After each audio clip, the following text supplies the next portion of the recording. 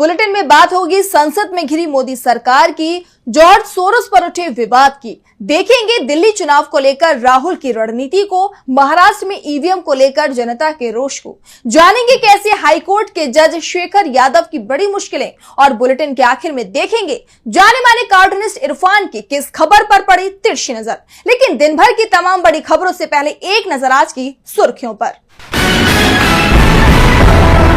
Shambhu border से SKM नेता सरवण सिंह पंडेर का बड़ा ऐलान, 14 दिसंबर को दिल्ली कूच करेंगे 101 किसान। तेजस्वी यादव ने महिला संवाद यात्रा पर फिर साधा निशाना, कहा चुनावी पिकनिक पर फिजूल खर्ची करने जा रहे हैं सीएम नीतीश, बताया अरबों रुपए की बर्बादी। अदालत को धोखा देने की कोशिश करने पर याचिकाकर्ता को लगी फटकार, कोर्ट ने कहा हल्के में नहीं लिए जाएंगे इस तरह के मामले, 25,000 रुपए का लगाया जाएगा जुर्माना। और शेयर बाजार में मामूली रहा कारोबार, एक अंक की बढ़त के साथ 81,510 पर बंद हुआ सेंसेक्स, तो 8 अंकों की गिरावट के साथ 24,610 पर बंद हुआ निफ्टी। ये तो थी सुर्खियां। अब बात आज की सबसे बड़ी खबर की। विपक्ष की तरफ से सभापति के खिलाफ अविश्वास प्रस्ताव लाया गया, लेकिन उस पर चर्चा होने से पहले ही सदन की कार्रवाई एक बार फिर स्थगित कर दी गई, जिसके बाद विपक्ष को राज्यसभा सचिवालय में प्रस्ताव पेश करना पड़ा। इसके साथ ही सदन के परिसर में अडानी का मुद्दा गरमाया रहा। विपक्ष ने अनूठे तरीके से विरोध प्रदर्शन किया। तो क्या कुछ हुआ आज सदन में, आइए देखते हैं इस रिपोर्ट में।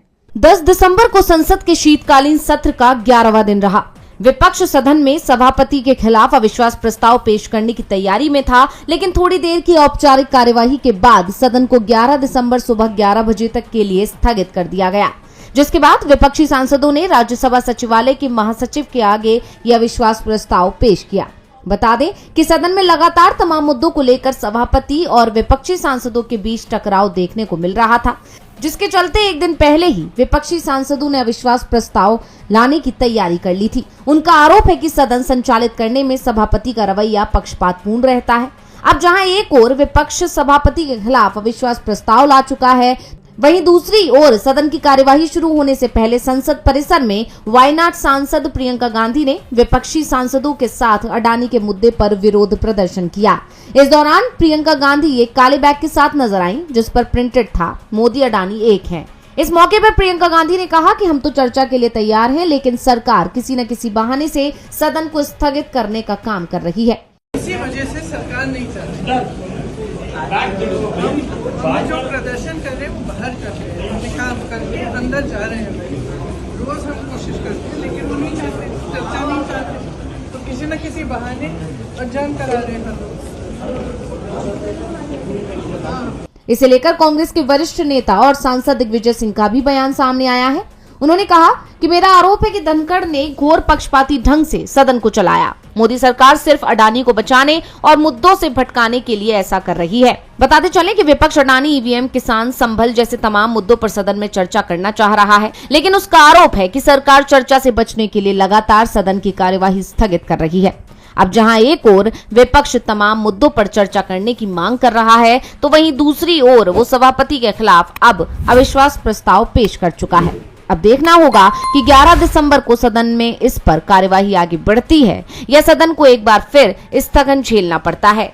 मोदी सरकार अडानी के मुद्दे पर बचने की कोशिश कर रही है, लेकिन और फंसती जा रही है। वैसे फंस तो मोदी सरकार एक दूसरे मुद्दे पर गई है, जब उसने कांग्रेस को घेरने की कोशिश की। अडानी के मुद्दे से ध्यान हटाने के लिए मोदी सरकार ने जॉर्ज सोरोस का नाम लेकर कांग्रेस को घेरने की कोशिश की और गंभीर आरोप लगाए। लेकिन अब मोदी सरकार का दांव उल्टा पड़ गया है और सरकार कांग्रेस के निशाने पर आ गई है। तो कैसे कांग्रेस को घेरने के चक्कर में खुद घिर गई बीजेपी, जानने के लिए देखिए ये रिपोर्ट।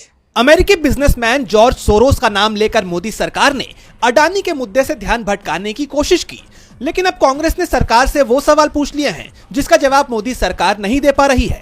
दरअसल बीजेपी सांसदों ने कांग्रेस पर आरोप लगाया था कि सोनिया गांधी के नेतृत्व वाले फाउंडेशन को जॉर्ज सोरोस फंड करता है। अब इस मामले पर कांग्रेस नेता ने मोदी सरकार पर हमला बोला है। कांग्रेस नेता पवन खेड़ा ने केंद्र सरकार को चैलेंज कर दिया है। पवन खेड़ा ने सोशल मीडिया पर केंद्रीय विदेश मंत्री एस जयशंकर का नाम लेकर आरोप लगाया है कि उनके बेटे का स्पेन इंस्टीट्यूट से संबंध है। साथ ही खेड़ा ने मोदी सरकार पर आरोप लगाया है कि वो शत्रु देशों को क्लीन चिट दे रहे हैं। खेड़ा ने सोशल मीडिया प्लेटफॉर्म एक्स पर लिखा, अपने दोस्त को बचाने के लिए मोदी जी भारत के मित्र देशों से रिश्ते खराब कर रहे हैं और भारत के शत्रु देशों को क्लीन चिट दे देते हैं। सोरोस अगर इतना बड़ा मुद्दा है तो प्रत्यर्पण की कार्रवाई कीजिए और ये भी बता दीजिए कि भाजपा के किस किस नेता के बच्चों को विदेशों में शिक्षा के लिए किस फाउंडेशन से स्कॉलरशिप मिली है। ये भी बताइए कि इंडिया फाउंडेशन और विवेकानंद फाउंडेशन को चीन से कब और कितना पैसा मिला। एस्पेन इंस्टीट्यूट से एस जयशंकर के पुत्र के क्या संबंध रहे हैं, इसके बारे में भी बताएं कि जर्मन मार्शल फंड से उनके क्या संबंध रहे हैं। उक्त दोनों संस्थानों के जॉर्ज सोरोस से क्या संबंध है। इन सभी मामलों को लेकर पीएम मोदी को जवाब देना चाहिए। अब पवन खेड़ा के सवाल मोदी सरकार की परेशानी बढ़ा रहे हैं। अभी तक किसी बीजेपी नेता की तरफ से इस पर कोई प्रतिक्रिया सामने नहीं आई है, यानी कहा जा सकता है कि कांग्रेस को घेरने में लगी मोदी सरकार खुद ही घिर गई है। कांग्रेस के सवालों ने मोदी सरकार की परेशानी को बढ़ा दिया है। परेशानी तो राहुल गांधी भी बीजेपी की लगातार बढ़ा रहे हैं। कांग्रेस सांसद राहुल गांधी कभी दिहाड़ी मजदूरों से मुलाकात करने पहुंच जाते हैं तो कभी गरीबों की समस्याएं सुनते दिखाई देते हैं और अब उन्होंने दिल्ली के एक किराना स्टोर का दौरा किया। इस बीच उन्होंने दिल्ली वासियों के लिए एक बड़ा ऐलान भी किया है। तो क्या है पूरी खबर, आइए देखते हैं इस रिपोर्ट में। दिल्ली में चुनावों के मद्देनजर राहुल गांधी ने अपनी रणनीति पर काम करना शुरू कर दिया है। एक तरफ जहां वो लगातार जनता के बीच पहुंच रहे हैं, तो वहीं उन्होंने दिल्ली वासियों के लिए न्याय चौपाल का भी ऐलान किया है। आपको बता दें कि पिछले दिनों राहुल ने दिल्ली के एक किराना स्टोर का दौरा किया और अब खुद ही एक्स पर पोस्ट कर इसकी जानकारी दी। राहुल ने पोस्ट किया कि पिछले दिनों दिल्ली के एक किराना स्टोर का दौरा किया। किराना स्टोर सिर्फ सामान बेचने के माध्यम भर नहीं है, इनके कस्टमर्स के साथ इमोशनल और कल्चरल कनेक्शंस होते हैं। लेकिन क्विक कॉमर्स बिजनेस के तेजी से बढ़ने के कारण हजारों किराना स्टोर बंद हो रहे हैं, जो कि चिंताजनक है। राहुल ने आगे लिखा कि ऐसे में हमें एक बैलेंस बनाने की आवश्यकता है, एक ऐसा सिस्टम जो टेक्नोलॉजी और इनोवेशन को प्रोत्साहित करे, लेकिन उनकी वजह से जो गंभीर रूप से प्रभावित हो उन्हें सुरक्षा जाल भी प्रदान करे। जब हमारी अर्थव्यवस्था में बदलाव हो रहा हो और हम ग्लोबल ट्रेडर्स के हिसाब से आगे बढ़ रहे हो, तब ये सुनिश्चित करना बेहद आवश्यक है कि छोटे कारोबारियों का नुकसान ना हो। वीडियो में राहुल गांधी स्टोर के मालिक से बात करते दिखाई दे रहे हैं। इस दौरान राहुल ने सवाल पूछते हुए कहा कि लग रहा है कि डिलीवरी के सिस्टम से आप लोगों पर प्रेशर आता है, जिस पर स्टोर मालिक ने कहा बहुत ज्यादा है। इसके अलावा राहुल ने जीएसटी के मुद्दे पर भी बात की। स्टोर में राहुल सामान बेचते भी दिखाई दिए। वही खबर ये आ रही है कि राहुल प्रदेश कांग्रेस के कार्यकर्ताओं के साथ दिल्ली के लोगों के लिए न्याय चौपाल लगाएंगे। ऐसे में दिल्ली में अभी से चुनावी सरगर्मियां बढ़ती हुई दिखाई दे रही हैं। महाराष्ट्र और हरियाणा के बाद राहुल गांधी अब दिल्ली में भी बीजेपी को चुनौती देते नजर आएंगे, जिससे बीजेपी के लिए ये चुनाव जीतना आसान होने वाला नहीं है। वैसे महाराष्ट्र में एनडीए की सरकार बनाने के बाद भी बीजेपी की मुश्किलें कम होती नहीं दिख रही हैं। महाराष्ट्र में विधानसभा चुनाव के नतीजों के बाद से विपक्ष की तरफ से लगातार ईवीएम का मुद्दा उठाया जा रहा है। ऐसे में ईवीएम को लेकर बड़ी खबर सामने आई है। तो क्या है पूरा मामला, आइए देखते हैं इस रिपोर्ट में। महाराष्ट्र चुनाव के नतीजे सवालों के घेरे में है। तमाम विपक्षी दलों की तरफ से नतीजों को लेकर असंतोष जताया जा रहा है। इसी कड़ी में महाराष्ट्र के 2 गांवों में ईवीएम का बहिष्कार कर दिया गया है। सतारा जिले के कोलेवाड़ी ग्राम सभा ने भविष्य में बैलेट पेपर से चुनाव कराने का संकल्प लिया है। वह विपक्ष भी इसके खिलाफ अपना विरोध जता रहा है। महाविकास आघाड़ी में शामिल शिवसेना यूबीटी ने ईवीएम के खिलाफ विरोध प्रदर्शन किया। शिवसेना यूबीटी नेताओं ने ईवीएम के खिलाफ मशाल जुलूस निकाला, जिसमें एमवीए के सैकड़ों पदाधिकारी शामिल हुए। इस दौरान कार्यकर्ताओं ने ईवीएम की अंतिम यात्रा निकालकर ईवीएम हटाओ, देश बचाओ, लोकतंत्र बचाओ जैसे नारे भी लगाए। पदाधिकारियों ने हाथों में मशाल लेकर छत्रपति शिवाजी की प्रतिमा से गांधी प्रतिमा तक मार्च निकाला। इस दौरान पूर्व विधायक अनिल गोटे ने बीजेपी पर आरोप भी लगाए। उन्होंने कहा कि विधानसभा चुनाव में बीजेपी ने ईवीएम में छेड़छाड़ कर जीत हासिल की है। विपक्ष ने ये यात्रा निकालकर बीजेपी समेत चुनाव आयोग के खिलाफ विरोध जताया। चुनाव नतीजे के साथ ही सरकार पर भी संदेह बना हुआ है। महाराष्ट्र में लंबे इंतजार के बाद देवेंद्र फडणवीस ने सीएम पद की शपथ तो ले ली है, लेकिन अभी कैबिनेट विस्तार नहीं हो सका है। कैबिनेट विस्तार में भी लंबा वक्त लग रहा है। मंत्रालयों को लेकर पेच फंसा हुआ है। ऐसे में सवाल ये उठ रहे हैं कि आखिर सरकार काम कब करेगी। कहा यह जा रहा है कि फडणवीस कैबिनेट में शिवसेना के 10 और एनसीपी के 7 विधायकों को जगह मिल सकती है। महाराष्ट्र में सरकार गठन के बावजूद महायुति की सरकार सवालों के घेरे में है। घिर तो इस वक्त इलाहाबाद हाई कोर्ट के जज शेखर यादव भी गए हैं। अल्पसंख्यकों पर उन्होंने विवादित बयान दिया, जो मामला अब तूल पकड़ चुका है और अब सुप्रीम कोर्ट मामले में कार्रवाई करेगा। तो आखिर किस बयान को लेकर घिरे जज, आइए देखते हैं इस रिपोर्ट में। इलाहाबाद हाईकोर्ट के जज शेखर यादव विवादित बयान देकर बुरी तरह से फंस गए हैं और अब ये मामला सीजेआई संजीव खन्ना के पास पहुंच चुका है। दरअसल जज शेखर यादव ने हाल ही में विश्व हिंदू परिषद के कार्यक्रम में शिरकत कर विवादास्पद बयान दिया था। उनके बयान पर विवाद बढ़ गया और अब CJAR ने इसकी शिकायत सीजेआई संजीव खन्ना से करते हुए इन हाउस जांच की मांग की है। अब खबर है कि सुप्रीम कोर्ट ने इस मामले का संज्ञान लेते हुए इलाहाबाद हाईकोर्ट से इस मामले की जानकारी मांगी है। CJAR ने अपने बयान में कहा था कि जस्टिस यादव ने मुस्लिम समुदाय के खिलाफ अक्षम्य अपशब्दों का इस्तेमाल किया, जिससे जज जैसे उच्च पद को शर्म और बदनामी मिली। बता दें कि विश्व हिंदू परिषद के कार्यक्रम में बहुसंख्यकों को लेकर शेखर यादव ने कहा था कि मुझे ये कहने में कोई झिझक नहीं है कि देश हिंदुस्तान में रहने वाले बहुसंख्यक लोगों की इच्छा के मुताबिक चलेगा। ये कानून है, कानून इसे परिवार या समाज के संदर्भ में देखे। केवल वही स्वीकार किया जाएगा जो बहुसंख्यकों के कल्याण और खुशी के लिए फायदेमंद है। वहीं इस दौरान जज शेखर यादव ने अल्पसंख्यकों को देश के लिए घातक बताया था।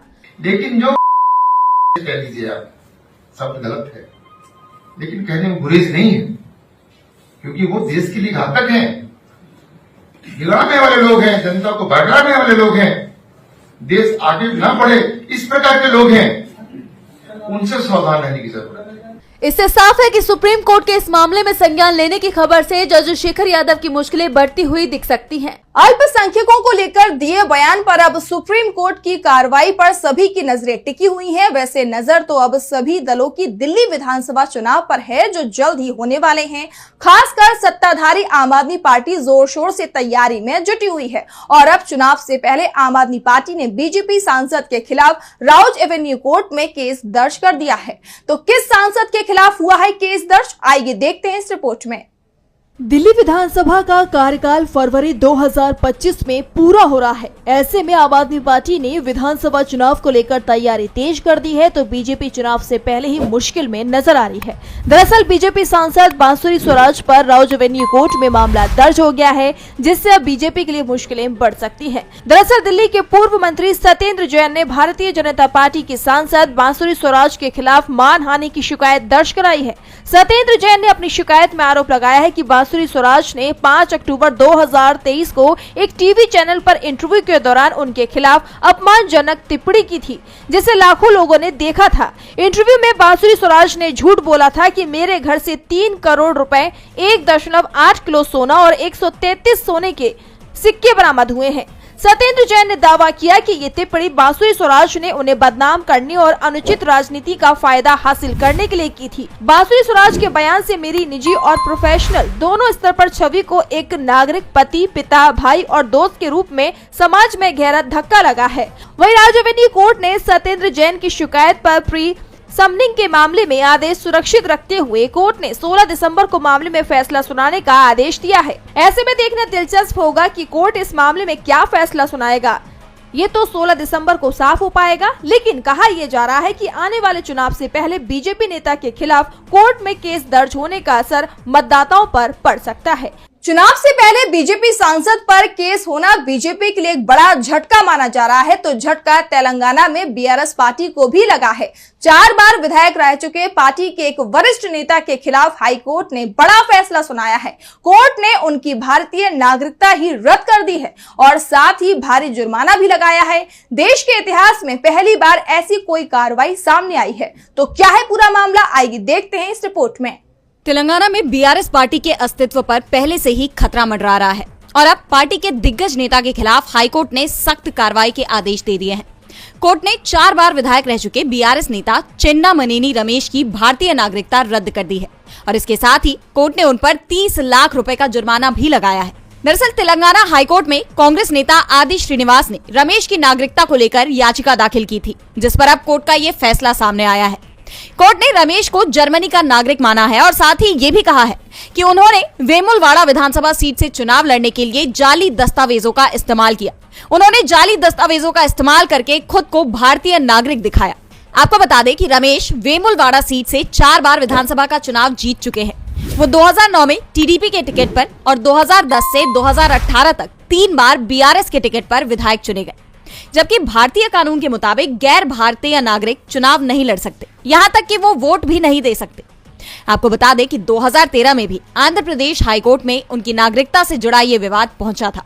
जिसके बाद हाईकोर्ट ने उनकी चुनावी जीत कैंसिल कर दी थी। लेकिन कोर्ट के इस फैसले के खिलाफ रमेश ने सुप्रीम कोर्ट का दरवाजा खटखटाया और यहां से उन्हें राहत मिल गई। लेकिन इस बार कोर्ट ने सख्त रवैया अपनाते हुए उनकी नागरिकता ही रद्द कर दी है। और बुलेटिन के आखिर में देखेंगे जाने माने कार्टूनिस्ट इरफान की किस खबर पर पड़ी तिरछी नजर।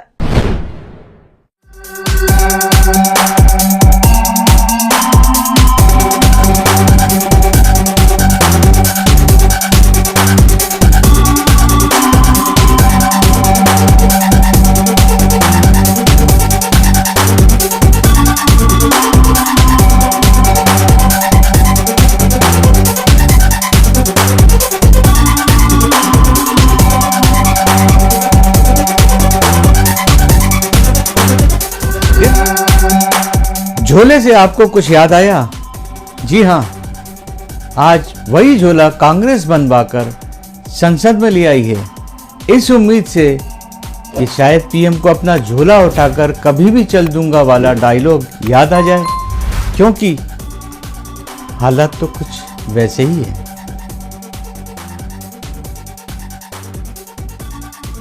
आज सोशल मीडिया से लेकर आपके चलते फिरते जीवन में भी पत्रकारिता के बुरे दौर की चर्चा होती है, क्योंकि जिन लोगों पर सूचना देने की जिम्मेदारी है वो आपके लिए नहीं बल्कि कॉरपोरेट और सरकारों को फायदा पहुंचाने में लग गए हैं। विज्ञापन मॉडल को खारिज कर आप इस बीमारी को दूर कर सकते हैं और अपने नारे को बुलंद कीजिए। मेरे खर्च पर आजाद है खबरें।